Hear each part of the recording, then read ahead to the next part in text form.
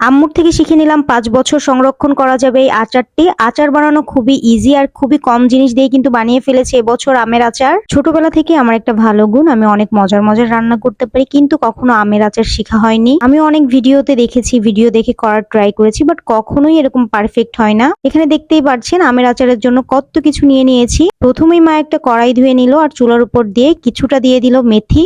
মেথিগুলো গরম হওয়ার সাথে সাথে বিস্ফোরণ আর পাঁচফোড়ন কিছু একটা বলে সেগুলো দিয়ে দিচ্ছিল। তারপর নিভা জালে একটু সুন্দর করে ভেজে নিচ্ছিল আর এরপরেই ঢেলে দিল পাটায়। অনেক কম মশলায় কিন্তু এই আচারটা করে নিবে। তারপর দিয়ে দিচ্ছি কিছু গোটা রসুন। রসুন একটু ভেজে নিয়ে দেন দিয়ে দিচ্ছে সিরকার পানি। আজকে কোনো ধরনের তেল ইউজ করবে না, সিরকার পানি দিয়েই হচ্ছে সারা বছর এই আমের আচারটা সংরক্ষণ করবে। এই আমের আচারটা কিন্তু চাইলে 5 থেকে 6 বছরের ঘরে রেখে খেতে পারেন, কারণ এই আমের আচারে কোনো ধরনের পানি বা তেল ইউজ করা হবে না। অনেক সময় আমের আচারে তেল দিলে কিন্তু একটা কাশটা গন্ধ হয়ে যায়, বাট সিরকা দিয়ে দিলে কিন্তু আপনারা বছরকে বছর কিন্তু ঘরে রেখে খেতে পারেন। এদিকে আমার অবস্থা তো খুবই খারাপ, আর আমার ক্যামেরাটা দিন দিন না কেন জানি নষ্ট হয়ে যাচ্ছে, জানি না। আমটা সেদ্ধ হওয়ার জন্য ঢেকে দেওয়া হবে। আমি ভেবেছিলাম আমের আচার সবসময় তেল দিয়ে করে, আর এদিকে আম্মুকে আমি সব ধরনের মশলা বেটেও দিচ্ছি। এখানে পাঁচফোড়ন ছিল, মেথি ছিল, কালিজিরা ছিল, সাথে কিন্তু একটু গরম মশলাও দিয়ে দিয়েছিলাম। গরম মশলা সবকিছু সুন্দর করে মিহি করে মাকে বেটে দিচ্ছি। আসলে আমার সবসময় কাজ করতে অনেক ভালো লাগে, বিশেষ করে রান্না বাড়া। এদিকে মা লবণ দিয়ে দিচ্ছে পরিমাপ মতো,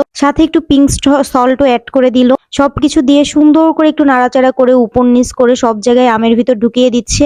এরপর এক এক করে কিন্তু মা এর ভিতর চিনি, গুড় সবকিছুই দিয়ে দিবে। এখানে খাঁটি কুসরের গুঁড়ো দিয়ে দিচ্ছে। কুসরের গুড় দিলে কিন্তু আমের টেস্ট আরো বেশি হয়। এরপরে মা এক মালসা চিনিও দিয়ে দিচ্ছে এটার ভিতর, আর চিনি দিয়ে সুন্দর করে নাড়াচাড়া করবে। চিনি আর গুড় থেকে যে পানিটা বের হবে সেটা থেকেই কিন্তু আচার হয়ে যাবে। গুঁড়া করা সিগারেট মশলাটাও মা এর ভিতর অ্যাড করে দিচ্ছে, আর এরপরে কিন্তু ঢেকে দিবে। পাশের বাসার এক আন্টি আমাদেরকে কালকে তার গাছের একটা বেল দিয়ে গিয়েছিল। বাসার আশেপাশে সবাই ভালো কিছু রান্না করলে বা হাতের কিছু হলেই আমাদেরকে দিয়ে যায়, ঠিক তেমনই আমার মাও তাদেরকে দেয়। এদিকে আমি বেলের শরবতটা সুন্দর করে মাখিয়ে নিচ্ছি।